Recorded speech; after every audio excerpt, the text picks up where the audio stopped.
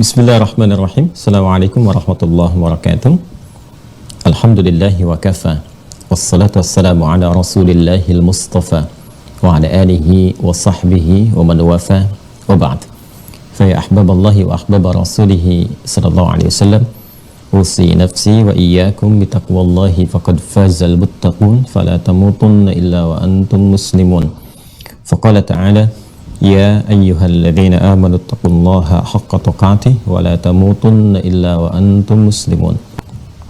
Saudara-saudariku, alhamdulillah kembali kita dipertemukan oleh Allah Subhanahu wa taala di kajian Mira subuh kali ini waktu Indonesia bagian barat. Semoga Allah Subhanahu wa taala senantiasa merahmati, meridhai dan memberkahi kita semua. Kita juga turut mendoakan semoga saudara-saudari kita yang berkehidupan sampai dengan detik ini namun belum beriman diberikan kekuatan kepada jiwa, akal, dan lisan mereka untuk mampu bersyahadat sebelum wafat kembali kepada Allah. Pun demikian dengan para pelaku maksiat, dan boleh jadi kita termasuk di antara mereka, diberikan kekuatan, kelembutan untuk bertaubat dan menata kehidupan lebih baik, hayatan thayyibah, dan puncaknya semoga kita semua wafat dalam keadaan husnul khatimah insyaallah. Baiklah, kita akan mencoba melanjutkan kajian kita di pertemuan kali ini dengan meneruskan pembahasan terkait dengan pokok-pokok kedua dalam turunan dinul Islam, beragama Islam yang kita peluk ini, dari 4 pembahasan, yaitu 1 terkait dengan akidah, kedua adalah ibadah, yang ketiga muamalah, dan keempat akhlak, dan keseluruhannya akan saling terkorelasi terkait berkelindan. Kita berada pada pokok pembahasan yang kedua, yaitu ibadah, sebagai implementasi dari komitmen keimanan kita kepada Allah Subhanahu wa taala yang telah kita coba untuk perkuat dengan landasan pengetahuan. Setelah lebih daripada 60 video kita mencoba membuat satu pondasi, merakitnya dengan kuat sehingga menjadikan satu terminologi yang dinamakan dengan akidah itu. Semoga sampai detik ini kekuatan iman kita diberikan ridha oleh Allah Subhanahu wa taala sehingga dengan itu mampu kita pegang erat, kita jaga sampai dengan wafat. Dan lebih daripada itu, tentu seluruh keyakinan tadi harus dibuktikan dalam kehidupan yang bisa tampak lewat ibadah. Dalam pembahasan terkait ibadah ini, kita telah hadirkan 2 mukaddimah utama. Yang pertama, kita telah hadirkan tentang dasar-dasar filosofis dari ibadah itu, mengapa kita mesti beribadah, apa tujuannya, kemudian apa kaitan ibadah dengan interaksi kehidupan kita, baik dalam konteks penyembahan kepada Allah ataupun interaksi sosial kita, baik dengan lingkungan, dengan manusia seutuhnya, ataupun juga dengan hewan, tumbuhan, dan sekitaran kehidupan kita. Kemudian yang kedua, kita juga telah pelajari tentang bagaimana prinsip-prinsip pokok dalam ibadah itu terkait dengan dalil-dalil yang menyertainya. Seperti apa ragamnya, seperti apa konsekuensi bila dia mutlak, dan bagaimana Rasulullah SAW menjelaskan kepada kita tentang sumber referensi utama dari ibadah yang dimaksudkan, baik dari Al-Quran ataupun juga penjelasan beliau langsung dari hadis-hadis Rasulullah SAW yang kemudian kelak terkodifikasikan dalam bentuk kitab-kitab hadis, dan bahkan kita dapati pula penjelasannya dari penjelasan para ulama yang disebut oleh Rasulullah SAW sebagai warathatul anbiya. Nah, sekarang kita akan coba turunkan sanad keilmuan atau genealogi keilmuannya dari era Rasulullah SAW sehingga kita bisa dapati sampai ke masa kita saat ini, sehingga dengan itu kita bisa mengetahui bahwa sejatinya apa yang kita dapati saat ini betul-betul bersumber kepada eranya Rasulullah SAW. Tidak ada yang berbeda.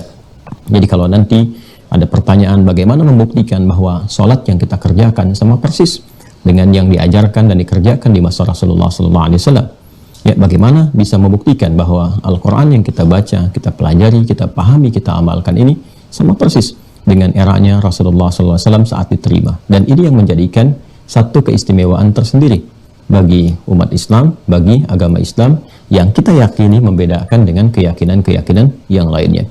Tentu kita punya dasar penghormatan, dan Al-Quran menegaskan itu, lakum dinukum waliyadin, la ikraha fid din. Namun saat yang bersamaan kita pun harus punya dasar pengetahuan yang kuat untuk bisa menguatkan pada diri kita bahwa Islam yang kita peluk ini, kita yakini ini benar, dan kebenarannya harus dibuktikan lewat 4 aspek utama itu yang terkait dengan fungsi kehidupan. Jadi tidak boleh ada tuntunan yang tidak memiliki makna, tidak ada fungsi, tidak ada hikmah, bahkan tidak ada korelasi dengan tugas manusia itu sendiri. Bagaimana bisa jadi pedoman kalau tidak ada kaitannya erat langsung dengan tugas manusianya sendiri? Ya, karena itulah kita harus bisa menjelaskan semua aspek dalam keislaman, dan bukan hanya itu, merasakan kenikmatannya, dan kita nanti tunggu masa panennya ketika kembali kepada Allah seperti apa rahmat itu dicurahkan. Nah, jadi kepentingannya kita tarik ke internal terlebih dahulu. Jika ada persoalan-persoalan dari pihak-pihak eksternal yang bertanya, ingin menggali pengetahuan lebih jauh, kita bisa menjelaskan, itu yang disebut dengan dakwah. Kita bisa menyampaikan, itu yang disebut dengan tabligh, baik dengan perilaku, akhlak. Betapa banyak orang melihat ajaran itu pada perilaku. Orang tidak melihat kadang-kadang di awalnya karena belum mengenal ya referensi keislaman, tidak kenal Al-Quran, tidak kenal hadis, tapi boleh jadi kenal dengan Anda, kenal dengan perilaku kita. Maka cerminan 4 bagian itu sesungguhnya menunjukkan ya keislaman sejati kita. Jadi dengan dasar pengetahuan ini, maka insya Allah tugas-tugas kehidupan berjalan, tampilan kehidupan juga paripurna, dan rasanya cukup ringan untuk dilalui sampai kita kembali dalam keadaan husnul khatimah dengan panggilan ya ayyatuhan nafsul mutmainnah, insya Allah. Baik, kita berada di pokok ibadah. Saya akan langsung saja hal-hal yang telah diuraikan teman-teman sekalian, silahkan disimak di video sebelumnya ya, dengan cara seksama dan dalam tempo yang sesingkat-singkatnya sehingga bisa terkait erat dengan apa yang kita uraikan saat ini. Telah kita uraikan pertama di Muqaddimah 1. Ini betul-betul harus dipastikan paham ya sebelum kita kemudian mengacu atau beranjak pada pembahasan berikutnya, karena dasar filosofisnya itu penting sekali ya. Saya selalu membatasi pembahasan itu pada pemahaman awal dulu, akarnya. Jadi kalau akarnya kuat, maka baik dahannya, rantingnya, atau bahkan pohonnya bisa menghunjam kokoh ke atas dan buahnya bisa tumbuh dengan baik ya. Ini yang penting sekali. Dan nanti kalau di soal pun, kalau pohonnya tegak, kalau ada angin menerpa, ada badai, itu masih tetap kokoh karena akarnya kuat ya. Itu gambarannya. Jadi kalau di bahasa ilmu logika itu, kita yang pernah saya sampaikan, kita mengenal ontologinya ya kan, epistemologinya, aksiologinya. Bisa aksi, bisa dieksekusi, bisa dengan tindakan. Itu kalau dasar-dasar ya falsafahnya atau filosofisnya kuat. Ini Muqaddimah 1 ya, berbicara tentang esensi ibadah dan korelasinya ya, dan korelasinya ya dengan aspek keimanan atau akidah. Harus selalu ada hubungannya, karena dalam Islam itu semua tersinergikan. Ini satu, betul-betul dipahami dengan baik dia yang telah diuraikan di video pertama tentang ibadah. Muqaddimah 2, pengantar 2 ya, muqaddimah yang kedua ya, terkait dengan referensi ibadah atau dalil ya, sekaligus dengan tata cara pelaksanaan, tata cara dan hikmah, bahwa setiap ibadah yang ditunaikan itu mesti memiliki rujukan ya. Konsep beragama harus begitu ya. Kalau ibadahnya dikerjakan semau kita, lantas apa peran pedoman agamanya? Kenapa harus beragama, gitu kan? Nah, karena itu kalau orang mau beribadah, dicari referensi dari agamanya itu apa, dari keyakinannya apa, dari sumber yang ia peluk itu apa. Karena itu bagi kita ibadah tidak sembarangan, bukan kreasinya Nabi sendiri atau manusia bisa buat-buat, tidak. Karena kita berislam, kita harus bertanya, Islam membimbing kita untuk ibadahnya seperti apa, untuk membuktikan keislaman. Maka kalau di sini ada akidah, di sini ada syariat nanti. Ya. Kita sudah bicara kemarin tentang syariat, jalan pembuktiannya. Nah, di syariat ini nanti diterangkan tentang dalil, referensi ibadah yang mengacu kepada Al-Quran dan hadis-hadis Rasulullah SAW, tata caranya nanti ya yang menjadi sunnah untuk diikuti, kemudian hikmahnya ya tentang bagaimana peran ibadah itu keterkaitannya dengan aspek muamalah, interaksi kehidupan kita yang berdampak pada bagian-bagian kehidupan. Untuk apa kita beribadah kalau tidak ada dampaknya, feedbacknya apa bagi kehidupan kita? Baik terkorelasi hubungan kita dengan Allah, ya hablum minallah, ataupun juga hubungan kita dengan sesama, dengan lingkungan, dengan semesta, hablum minal makhlukat, gitu kan? Nah, kemudian yang ketiga, nah ini mukadimah ketiga yang sekarang kita akan coba kaji adalah tentang transmisi, ya, keilmuan atau dikenal dengan sanad. Untuk memastikan bahwa semua apa yang kita kerjakan dari tata cara, ya kan?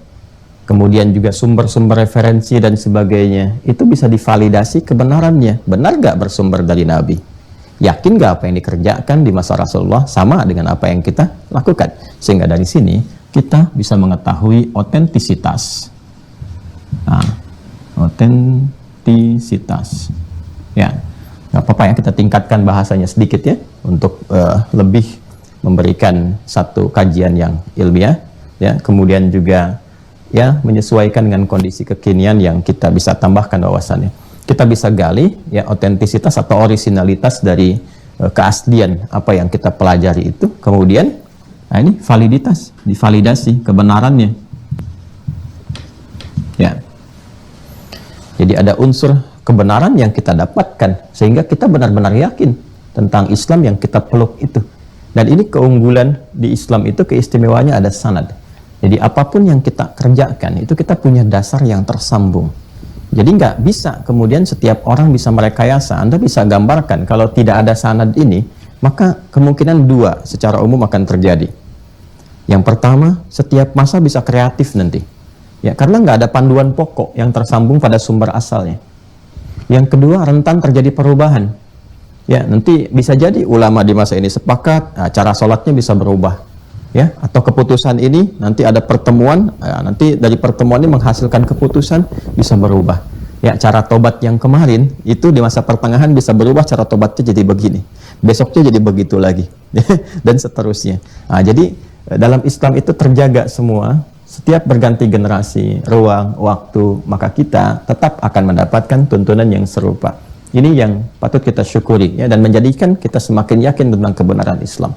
Ini sudah kita uraikan, ini juga sudah kita jelaskan, dan yang ini insya Allah kita akan sama-sama pelajari. Ya, selalu kita buat dua bagian, ya. Baiklah teman-teman sekalian, setelah memahami apa yang tadi kita uraikan sejenak, sekarang kita akan melihat bagaimana jalur sanad ini atau jalur transmisi keilmuan sampai diterima di masa kita saat ini. Ya, saya akan mengkotaki dulu ini ya, supaya memberikan satu gambaran bahwa ini yang tengah kita kaji dan ini batasannya dalam kotak ini, dan insya Allah tidak keluar dari situ. Dan saya coba geser ke sini untuk memberikan satu kemudahan. Ibadah tentu perintahnya bersumber dari Allah Subhanahu wa taala. Tarik garisnya ke sini. Ya. Ini adalah menjadi bagian dari bukti dan komitmen kita untuk bertuhan. Konsekuensi dari bertuhan itu adalah kita harus beribadah, dalam arti menyembah yang dipertuhankan itu. Bagi kita menyembah Allah Subhanahu wa taala. Yang dimaksudkan Quran surah ke-20 Thaha ayat ke-14. Ini seringkali saya sampaikan. Innani anallahu la ilaha illa ana fa'budni. Itu kita temukan kalimatnya. Sungguh aku tegaskan, akulah Allah. Kata Allah Subhanahu wa ta'ala, tidak ada yang layak dipertuhankan selain aku, dan layak disembah selain aku. Maka buktikan kebertuhanan engkau itu dengan menyembahku. Fa'budni, maka ibadahlah kepadaku. Ibadah ini dari bahasa Arab. Ibadah dari bahasa Arab gini. Ibadah. Kata dasarnya abada. Abada ya'budu ibadah. Kata perintahnya u'bud. U'bud. Jelas ya? Kata perintahnya apa? U'bud. Maka Allah perintahkan fa'budni. Dan melekatkan perintah ibadah itu dengan menjadikan seluruh aktivitas sebagai wujud penyembahan kepada Allah sebagai ibadah, dan ini dijadikan oleh Allah sebagai bagian dari fitrah berkehidupan. Quran surah ke-51 ayat 56. Wa ma khalaqtul jinna wal insa illa liya'budun. Dan tidaklah, kata Allah, aku ciptakan jin dan manusia itu kecuali untuk menjadikan seluruh aktivitas kehidupannya itu sebagai ibadah kepada Allah, sebagai wujud komitmen keimanannya kepada Allah Subhanahu wa taala.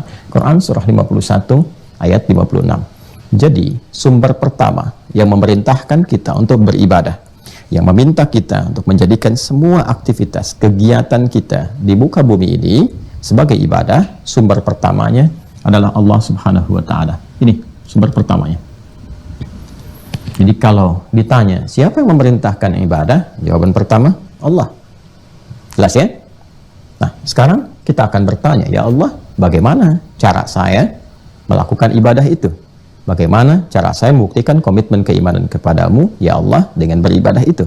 Maka Allah kemudian Subhanahu wa ta'ala menugaskan Rasul untuk menjelaskan kepada kita sehingga mudah dipahami, mudah dicontoh, mudah dilihat saat dipraktikkan oleh Rasul itu, karena berasal dari zat yang sama dengan kita, sama-sama manusianya, dimensinya ada, terlihat, berkehidupan, sehingga mudah untuk ditiru, diteladani, dan dipraktikkan dalam kehidupan, dibawa nilainya ke setiap masa, walaupun berbeda ruang dan waktunya.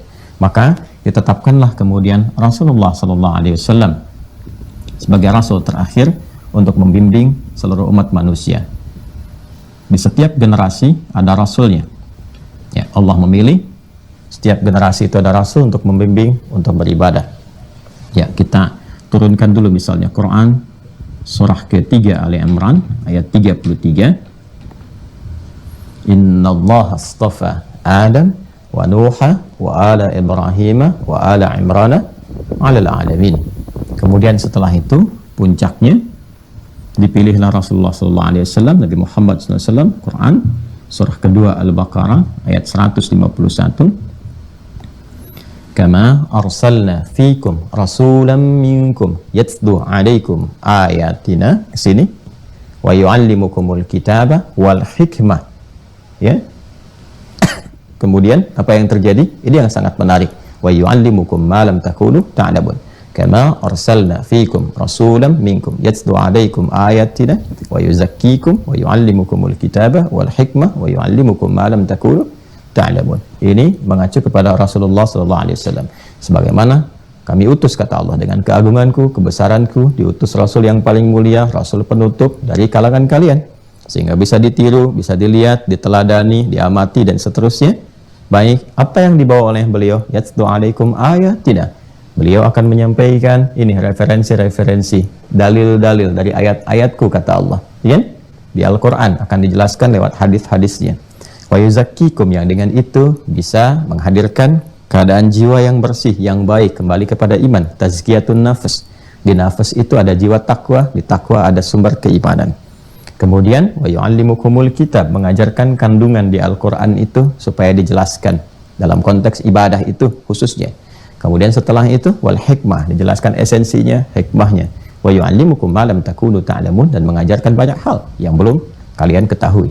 Untuk itulah kemudian ketika Rasulullah SAW diutus, ya, yang terakhir Nabi Muhammad SAW, kemudian ditegaskan bahwa dikonfirmasi seluruh risalah yang dibawa oleh beliau SAW, ya, ajaran-ajarannya, penjelasannya dikonfirmasi, melengkapi ajaran-ajaran, risalah-risalah, dan juga mengafirmasi, bahkan mengkonfirmasi ibadah-ibadah yang telah dikerjakan oleh umat-umat sebelumnya. Di umat sebelumnya pun beribadah, membuktikan keimanannya.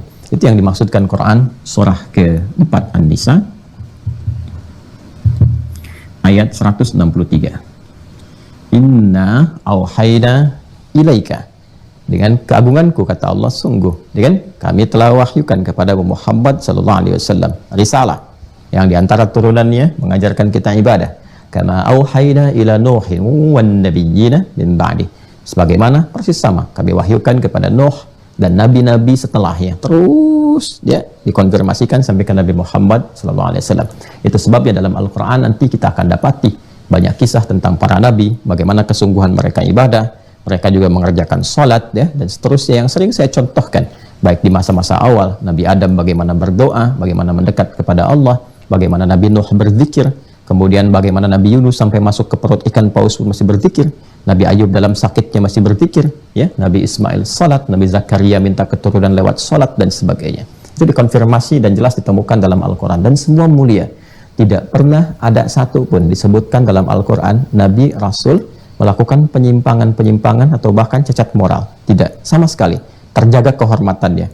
Ya, kitab suci yang sangat menjaga kehormatan para nabi itu Al-Quran. Baik, dari sini kemudian teman-teman sekalian, Allah Subhanahu wa taala meminta seluruh umatnya Nabi Muhammad SAW, karena risalahnya dikonfirmasi untuk seluruh manusia tanpa kecuali dengan turunnya Quran surah kedua Al-Baqarah ayat 185. Syahrul Ramadan alladzi unzila fihi al-Quran hudal linnas. Kan? Hudal linnas. Linnas, hudal linnas. Jadi pedoman berkehidupan untuk seluruh manusia, dan di antara pedoman berkehidupan ini adalah aspek ibadah. Maka seluruh umat manusia sejak beliau diutus, diangkat menjadi nabi dan rasul, mengajarkan sampai kehidupan berakhir, diberikan oleh Allah satu pakem ibadahnya, satu pola ibadahnya, konsepsi cara ibadahnya mengacu pada keterangan Rasulullah Muhammad SAW. Ini konsekuensinya kita harus ikuti. Kita harus teladani.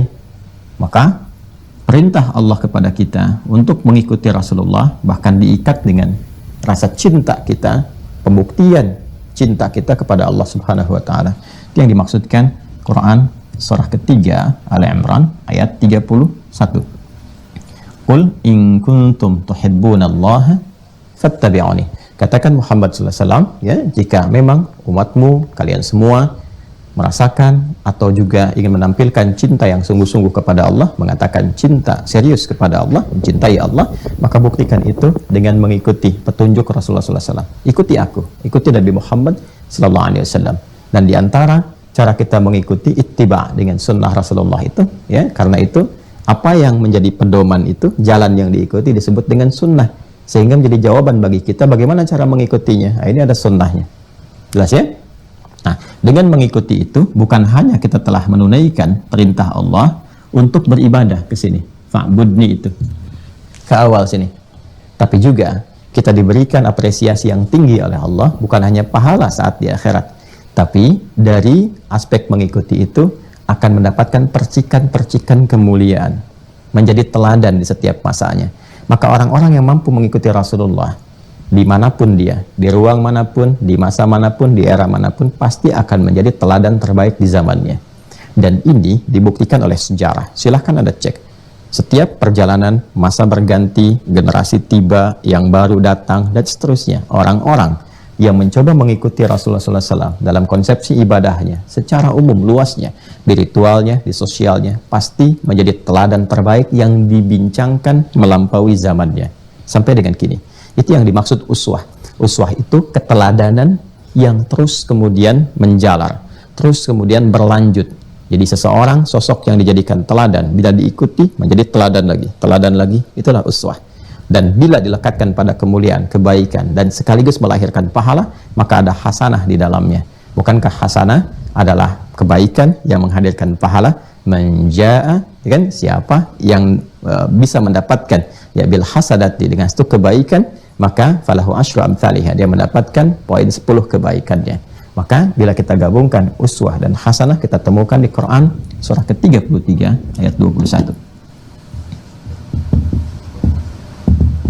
Laqad kana lakum fi rasulillahi uswatun hasanah. Sungguh telah ditetapkan bagi kalian semua manusia sampai akhir kehidupan pada pribadi Rasulullah SAW, sifatnya sebagai Rasul. Pada pribadi Rasulullah SAW, yaitu Muhammad SAW, uswah hasanah, keteladanan yang harus diikuti. Terkait dengan ibadah, ini mengikat. Jadi ibadah pun lihat bagaimana Rasul mengajarkan. Ya? Prakteknya lihat bagaimana Rasul membimbing. Maka bukan hanya mendapatkan pahala, bukan hanya mengentaskan kewajiban, tapi saat yang bersamaan jadi teladan dalam pola ibadahnya. Dan dampaknya akan banyak kepada muamalah. Ini selain kita menerangkan tentang sanad awal dalam ibadah, jadi sanad kita itu tersambung kepada Rabbul Izzah, tersambung kepada Allahnya. Sumber pertamanya, ya Tuhan kita langsung memerintahkan. Ini dalilnya. Kalau kita lacakkan di mana ya keterangan Allahnya kan, firman-Nya di Al-Quran. Jadi kalau kita ingin betul-betul mengkaji dan secara objektif ingin membuktikan kebenaran satu agama dari aspek ibadahnya, tinggal dicek. Betul nggak Tuhannya perintahkan begitu? Coba dicek. Dari mana tahu kalau itu Tuhan yang perintahkan? Ada nggak bahasa Tuhan yang disampaikan? Di Islam kita bisa berkata, Tuhan kita yang kita yakini Allah, dan Allah itu nama Tuhan bagi orang Islam. Kul, katakan huwa, dia adalah Allah. Jelas ya? Dimanapun disebutnya Allah, tidak pernah ada terjemahan yang sifatnya mewakili Allah Subhanahu wa Ta'ala dari nama. Tidak. Dimanapun disebut, mau di Afrika, di Eropa, di Arab, di Indonesia, atau Nusantara, atau wawasan Nusantara lebih luas lagi, ya, itu disebutnya dengan satu nama, Allah. Dan Allah ketika berfirman bisa dilacak sekarang, ditemukan di Al-Quran, dan bisa divalidasi kebenarannya dari awal diturunkan sampai sekarang tidak pernah ada perubahan, menunjukkan kebenaran Al-Quran itu sebagai firman. Baik ya, di sumber ibadah kita dari Allah, sudah saya sampaikan. Kemudian Allah menugaskan Rasul di setiap masa, puncaknya Nabi Muhammad SAW, dengan tujuan-tujuan sampai akhir yang tadi saya terangkan. Jadi sengaja tidak saya tuliskan bahasa-bahasa Indonesia atau juga makna-makna dari ini, supaya nanti bisa menyimak kembali. Jadi kalau saya tuliskan ayat, Anda kurang paham itu tadi apa maksudnya, Anda bisa ingat lagi videonya, ya, putar kembali ke sini. Baik, nah ini yang kemudian ditugaskan oleh Allah kepada Rasulullah SAW sampai bisa diteladani. Nah, semua yang diajarkan oleh Rasulullah SAW ini kemudian jadi pedoman hidup yang diikuti. Mengacu kepada ini, referensinya, dalilnya, Allah perintahkan kan bersumbernya dari Allah. Berarti kan diperintahkan dulu, ya. Begitu perintah ada ayat kan? Ya kan? Yatlu alaikum ayatina, tadi mengacu kepada Quran surah ke-2 tadi ayat 151. Turun ayat, sampaikan Muhammad SAW. Kan dijelaskan lewat perilaku beliau, lewat hadis, ya kan? Maka ada Al-Quran, ada hadis. Telah kita tuntaskan di sini. Ketika itu menjadi pedoman yang kita ikuti, maka dia menjadi sunnah. Ya, jalan hidup yang diikuti, pola jalan yang diikuti itu sunnah namanya. Ya, jelas ya. Jadi kalau di sini sudah masuk ke konsepsi ibadah. Kalau sudah ibadah berarti ke fikih nanti ya. Baik, kalau sudah masuk ke konsepsi fikih, kita masuk kepada terminologi-terminologi yang pemahamannya mungkin bisa berbeda penekanannya atau dilalahnya. Jadi kalau kita bicara Al-Quran, sumber dalilnya, ya kan? Hadis, sumber dalilnya sebagai penjelas Al-Quran, dan dibimbing oleh Allah, ya kan? Kepada Rasulullah untuk ditunjukkan, dicontohkan, diungkapkan seperti saya jelaskan di pertemuan yang lalu. Ketika menjadi satu jalan yang diikuti, pedoman yang diikuti dari petunjuk-petunjuk Nabi itu jadi pedoman yang diikuti, jalan yang ditapaki, itu sunnah namanya, ya. Dari kata sanna, kata dasarnya itu sanna, kata dasarnya sesuatu jalan yang diikuti. Man sanna fil islami sunnatan hasanah, ya siapa yang mengikuti jalan-jalan kebaikan, yang menghadirkan jalan kebaikan di dalam konsepsi Islam yang baik, yang Islam kemudian sarankan, anjurkan, maka yang memfasilitasi itu, memberikan jalan itu akan diberikan pahala, ya sama persis dengan yang mengerjakannya tanpa dikurangi sedikit pun. Ya, semisal di masjid tertentu misalnya, belum ramai nih pengajian Qur'annya, lalu Anda kemudian hidupkan itu jadi inisiator pertama, ya, yang menghadirkan misalnya TPQ dan sebagainya, anak-anak ngaji, orang tua ngaji, lalu diikuti banyak orang ngaji, itu inisiatornya dapat pahala yang serupa dengan semua jumlah orang yang mengaji di situ tanpa dikurangi sedikit, sepanjang tidak ada dalam frame keislaman. Nah ini oleh Rasulullah tentu diajarkan pada umat beliau, umat yang langsung berada di era beliau, beriman kepada beliau sampai dengan wafat dan bertemu dengan beliau. Saya katakan di pertemuan-pertemuan lalu disebut dengan apa? Sahabat. Ya, tanpa dikurangi sedikit pun, sempurna diajarkan dalam durasi waktu sepanjang hayat sesuai dengan ajal beliau. kurang lebih selama 23 tahun itu, baik di fase Makkah, ya kan, khususnya di penghujung masa-masa Makkiyah sebelum hijrah ke Yathrib dengan turunnya perintah sholat saat peristiwa Isra Mi'raj itu, ya, pun demikian nanti puncaknya saat berada di Al-Madinah Al-Munawwarah, tuntas. Ini diajarkan oleh Rasulullah Sallallahu Alaihi Wasallam. Semua hal yang terkait dengan ibadah, termasuk juga dengan ragam-ragamnya, dalil-dalilnya, yang kemarin kita bahas. Ini yang mutlak satu cara saja, ini yang beragam, ya kan? Ini yang dikerjakan, yang ada pilihan-pilihan, dan seterusnya. Jelas, semua disampaikan. Nah, mereka, para sahabat ini, sahabat-sahabat mulia, baik yang senior, ataupun yang milenial di masanya, ataupun yang junior, sahabat junior seperti Ibnu Abbas, yang Ibnu ini rata-rata junior. Ibnu Abbas radhiyallahu taala anhuma, Ibnu Umar radhiyallahu taala anhuma, Ibnu Amr Ibnu Al-As radhiyallahu taala anhuma, itu yang junior.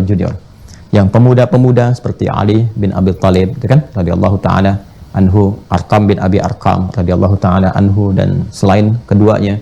Pun demikian yang senior lebih banyak lagi, Abu Bakar As-Siddiq radhiyallahu taala anhu, Umar bin Khattab, dan turunan-turunan yang lainnya. Itu menerima dengan sempurna, dengan baik. Lalu, nah ini, apa yang diterima dari Rasulullah SAW berupa penjelasan tentang ibadah itu terkonsepsikan dengan jelas, sudah dipraktekkan, ya kan? Dan memiliki pakemnya tersendiri. Sehingga, ya kan, mereka pun dalam beribadah itu sudah ada panduan yang utuh yang harus diikuti. Seperti ini nih, ya, baik itu yang sifatnya satu cara ataupun banyak beragam pilihan, semua sudah terkonsepsikan dengan baik menjadi jalan yang diikuti, pedoman yang diikuti. Nah, terkait yang diikuti ini, sesuatu yang sudah utuh menjadi pedoman yang diikuti, kemudian ada konsepsi di dalamnya, ya kan? Itu disebut dengan manhaj namanya. Ya. Pedoman tata cara pelaksanaannya. Kalau ini kita jejak yang diikuti, merujuk kepada keterangan Rasulullahnya. Kalau yang ini lebih kepada pedoman tata cara yang terkonsepsikan jalurnya, disebut manhaj namanya. Manhaja ilaihi atau at-tariqul wadih. Ya. Jadi asalnya manhaj itu jalan yang jelas, jalur yang terang, at-tariqul wadih kalau di bahasa Arab. Ini kalau kita ngaji bahasa Arab, manhaj kan dari bahasa Arab. Ya. Asalnya at-tariqul wadih. At-tariqul wadih.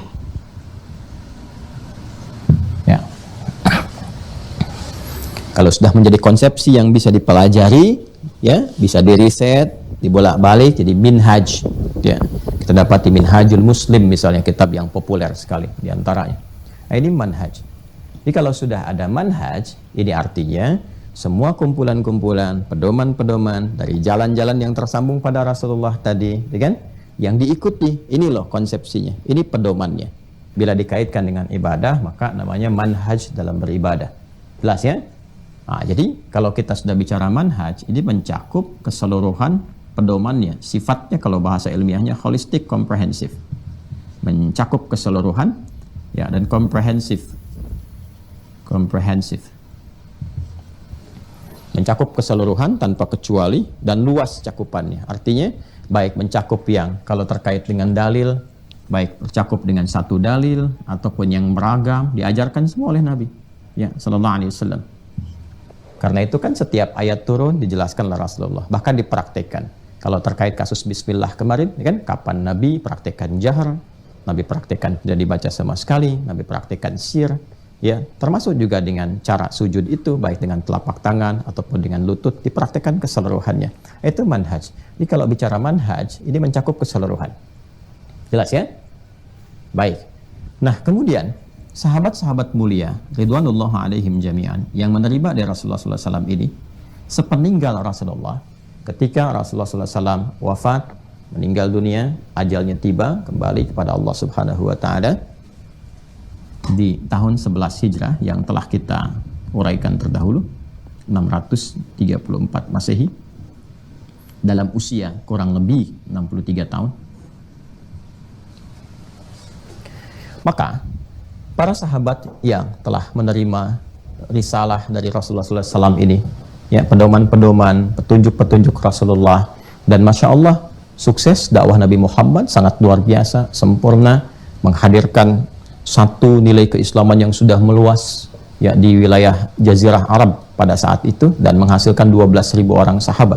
Jadi kalau bicara Jazirah Arab kurang lebih saya gambarkan peta abstrak aja ya, atau orang suka bilang peta butanya gitu ya.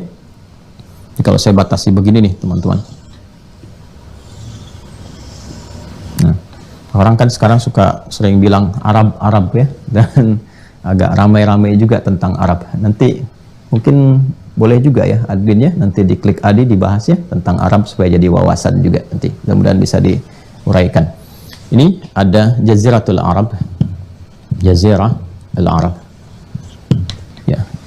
Jazirah itu semenanjung ya. Semenanjung. Arab itu asalnya sesuatu tempat atau wilayah yang gersang dan tandus. Ya, agak jarang ditemukan tumbuhan misalnya atau sumber-sumber air tertentu ya. Ini secara singkat ini batasnya kalau untuk memudahkan lah, ini di barat saya. Ya, ini bagian timur. Ini utara. Gini aja nih biar bisa terbaca. Ini selatan. Batas baratnya itu ada Laut Merah. Ya. Di timurnya ada Teluk Arab, di sini ada Teluk Arab. Ini ada Syam, wilayah Syam. Ini ada di sini Laut Arab. Ya. Ini Jazirah Arab. Batasnya segini nih. Secara geografis ya. Secara geografis ingat. Saya belum bicara tentang geopolitik misalnya. Kalau sudah geopolitik berarti sudah meluas secara politik, sekarang mencakup 11 negara. Kalau bicara misalnya geolinguistik, kalau kita tambahkan secara bahasa udah lebih luas lagi, masuk Afrika dan seterusnya. Ya, tapi kita bicara jazirah dulu yang disebut dengan jazirah. Nah, ini kembali nanti masanya yang jauh sekali setelah Sam bin Nuh alaihissalam. Nanti masuk pertama kali ke wilayah ini, keturunan Sam bin Nuh dari generasinya setelah sebagian ke Sumeria, ke barat, ya ke Mesopotamia disebut dengan bangsa Sumeria. Kemudian sebagian ada yang masuk ke Jazirah Arab seperti kaum Ad, ya 4.600 sebelum Masehi. Kemudian ada Thamud 4.400 sebelum Masehi, ada kemudian Madian, Aikah ya, itu di 3.600 sebelum Masehi. Nabi-nabinya populer. Ada Nabi Hud untuk kaum Ad itu, kemudian Saleh untuk kaum Thamud, ya, kemudian Syuaib untuk Madian ya dan seterusnya. Itu di wilayah ini. Di sini kalau kita mau tunjukkan Madinah misalnya, di wilayah Mekah ya. Ke sini ada Taif, nanti Taif, ini Hijaz. Ya, telah kita buatkan di sini aja Taif. Kemudian ini Tihamah. Dibagi 5 bagian ya. Sini Yaman. Ya. Ini Laut Merah di sini laut ya, yang kalau kita Jeddah itu kan ada Laut Merah batasan, nanti ini Sudan ke sininya. Kemudian ini Laut Arab, ke atasnya sedikit ini ada Hadramaut. Ini Rubul Khalil.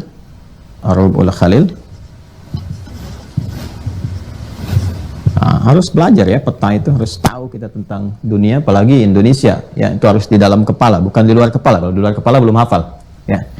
Ini Hadramaut, ini wilayah ini disebut dengan Yamamah. Ya. Ini Najd, ke tengah, ini ke Najd. Ini Najd. Nah, Syekh Muhammad bin Abdul Wahab itu dari sini nih, Najd.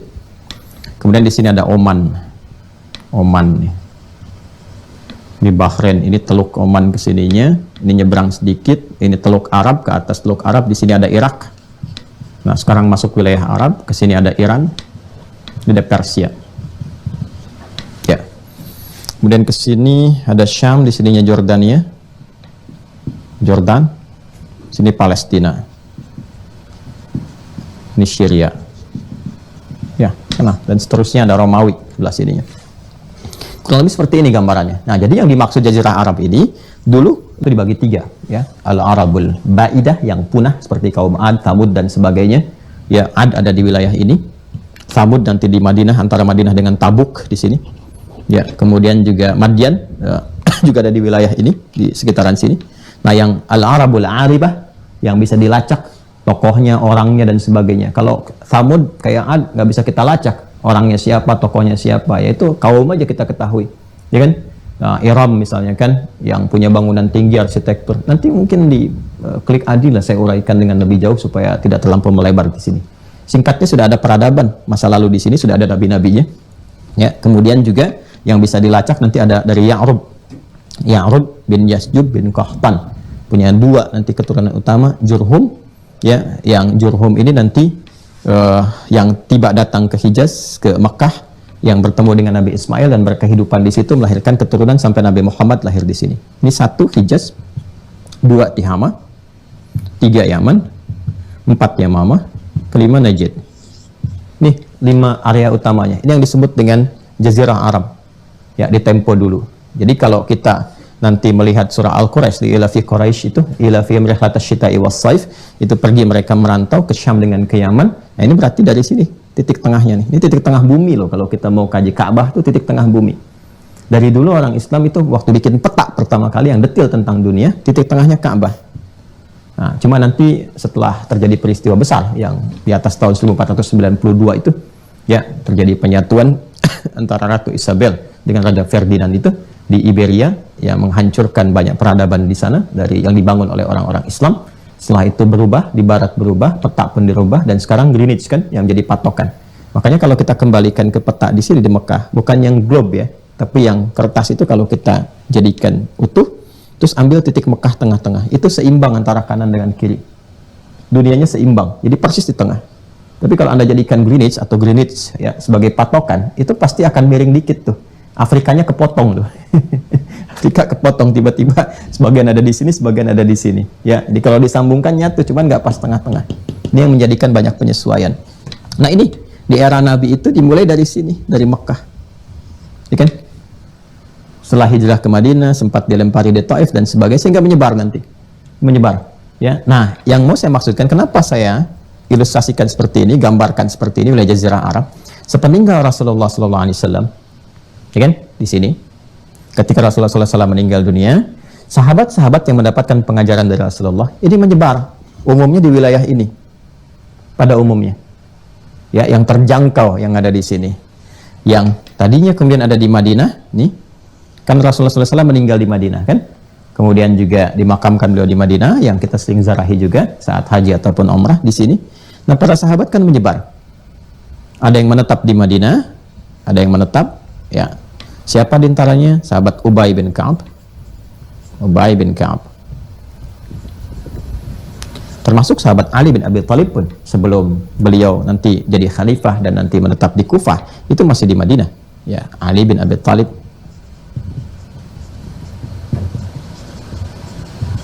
Di sini.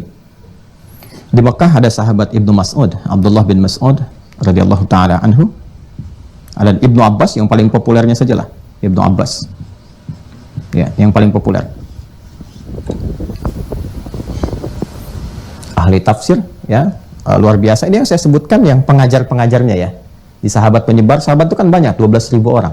Tapi di antara mereka kan yang jadi pengajar terbatas. Ada yang aktif di militer seperti Khalid bin Walid, ya kan? Nah, banyak lagi nanti ada yang di birokrat, ya, dan ada juga nanti yang melakukan ekspedisi seperti Amr bin As dan sebagainya, termasuk pengajar juga. Ya, cuma nanti yang menyebar-menyebar ini, ya, di Mekah nanti ada Ibnu Abbas, di Madinah nanti ada Ubay bin Ka'ab, ya, di Yaman ada Mu'adz bin Jabal, termasuk nanti ada Abu Musa al-Asy'ari radhiyallahu ta'ala anhu. Abu Musa al-Asy'ari, memang ini asal generasi genealogi dasarnya dari Yaman. Asy'ari itu kan kabilah di Yaman, ya. Jadi ini menyebar nih. Ada yang di Madinah, ada yang di Mekah, ada yang di Yaman, sampai bahkan nanti ada yang ke Mesir, ya. Bahkan ada yang nanti yang ke wilayah Irak tuh, ya, ke Baghdad ke sana, ke Basrah ke sana, wilayah-wilayah masuk ke daerah sini. Yang ke Mesir misalnya ditemukan siapa diantaranya? Ada Amr bin As, ya, sahabat Amr bin As, dekatnya ke sini lah. Sini Amr bin As, ya.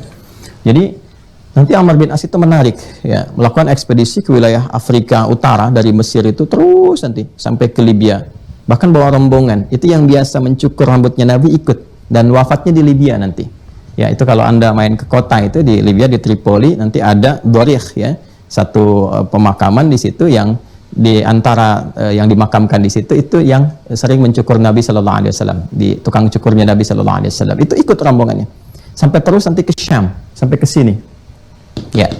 Dan setiap tempat yang dilewati sukses nanti, dari Afrika Utara sampai ke Syam, sampai berakhirkan di Syria dan menetap di situ nanti ya, menetap. Beliau kemudian diangkat jadi gubernur di Mesir karena pengalaman itu ya, nanti masa-masanya Umar bin Khattab radhiyallahu taala anhu ya, diangkat jadi gubernur di Mesir, sementara di Syamnya nanti Muawiyah bin Abi Sufyan. Nah, ini gambarannya teman-teman sekalian, menyebar sekali, luas mana-mana. Nah, yang ingin saya sampaikan adalah ketika memasuki tempat-tempat ini, menyebar dari Madinah dan mengajar kemudian, maka mereka pun membawa manhaj yang sama ini dan mengajar kepada generasinya, generasi yang bersamaan dengan sahabat yang tentunya umumnya mereka tidak berjumpa dengan Rasulullah karena Rasulullah sudah meninggal dunia, datang ke tempat baru, ngajar dan seterusnya.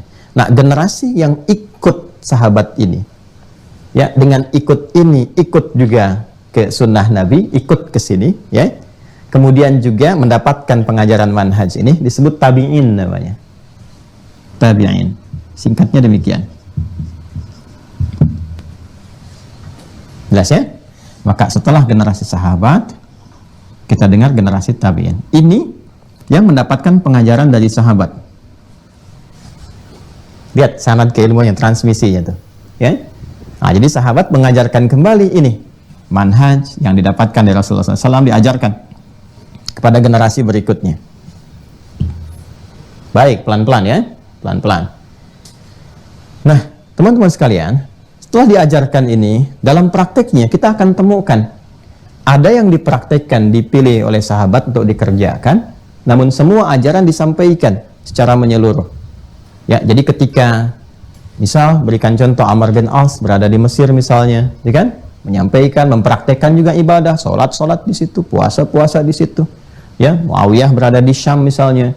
Kemudian nanti ada yang ke Kufah, ada yang ke Yaman dan seterusnya. Semua mempraktekkan ajaran yang disampaikan oleh Rasulullah. Konsekuensinya, kalau ajarannya itu beragam sebagai pilihan dalam praktek ibadah, ibadahnya sama semua, pokoknya sama. Sholat semua. Tidak ada yang beda. Jumlah rakaatnya sama, ya, subuh 2, zuhur 4, asar 4, maghrib 3, isya 4, semua sama. Tapi dalam hal-hal yang diberikan pilihan untuk kemudahan, seperti kita beri contoh misalnya, bacaan, apakah pakai imalah atau tidak, A ataukah E, sesuai dengan dialeknya. Kadang-kadang di satu suku tertentu kan, dialeknya bisa tercover dari 7 qiraat itu. Atau ada yang turun menggunakan telapak tangan, ataukah dengan menggunakan lutut, itu kan pilihan. Termasuk persoalan kunut dan sebagainya. Dia harus memilih. Ya, maka dipraktekkan satu cara. Tentu, nggak mungkin kan ada imam membaca 4 cara bismillah. Bismillahirrahmanirrahim. Jahar kan? Setelah itu, bismillahirrahmanirrahim. Nggak dibaca sama sekali. Nggak bisa. Dia harus pilih salah satu. Jelas ya? Dia harus pilih salah satu. Maka ketika dipraktekkan yang ragam ini, konsekuensinya pilih satu. Nah, namun manhajnya yang mencakup keseluruhan, diajarkan keseluruhannya. Khususnya di kalangan nanti ulama-ulama tabi'in yang menyampaikan kembali. Kan kalau masyarakat awam cuma dapatkan, ayo lakukan, kan? Nah, tapi kan kalau misalnya ada yang belajar, yang menyampaikan kembali, yang sekarang kita sebut dengan ustadz, kan? Ya, alim, jamaahnya ulama, dia mendapatkan keseluruhan belajar. Makanya pembelajaran ulama itu beda. Dan demi Allah saya katakan tidak mudah.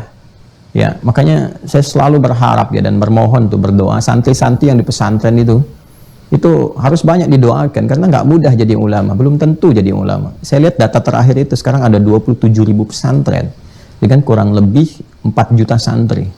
Berapa dari sekian itu yang jadi ulama? Ya, berapa? Itu nggak mudah. Kalau mau jadi arsitek, jadi ya insinyur macam-macam, ya jurusan di kampus tuh jelas.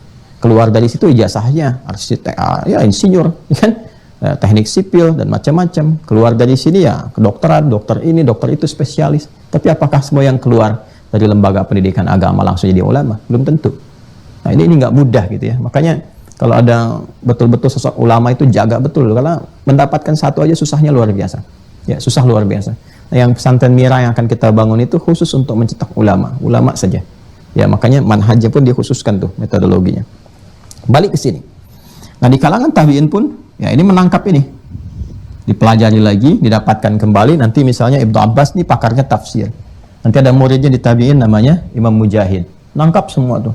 Dipelajari, nanti tangkap lagi, disambungkan sehingga nanti di bidang tafsir ada sanadnya sendiri, ya kan? Makanya di kitab-kitab tafsir itu nggak sembarangan. Kalau ada tafsir dijelaskan maknanya ayat ini, itu langsung kola ke atas tuh. Ya. Jadi generasi kita sekarang pun kalau menulis kitab misalnya terkait dengan tafsir itu pasti akan mengutip sanad ke atasnya sampai ke sini. Ya, berkata di generasi tabi'in siapa, dia mendapatkan dari siapa terus sampai ke atas. Kalau yang disampaikan hadis terkait ibadah disampaikan lagi. Tabi'in di sini siapa? Nerima dari si fulan ke atas, si fulan ke atasnya lagi dan seterusnya. Terus ini berlanjut seperti ini. Dari sini tabi'in menyampaikan lagi ke generasi seterusnya, ya, karena mengikuti lagi. Kalau ini kan ikut ke sahabat tabi'in, ya, tabi'in, at-tabi'in, seperti ini. Kalau ini ikut ke tabi'in, ikut ini tabi' namanya, tabi', ikut tabi'in, tabi'in, tabi'in, ya, tabi', ya.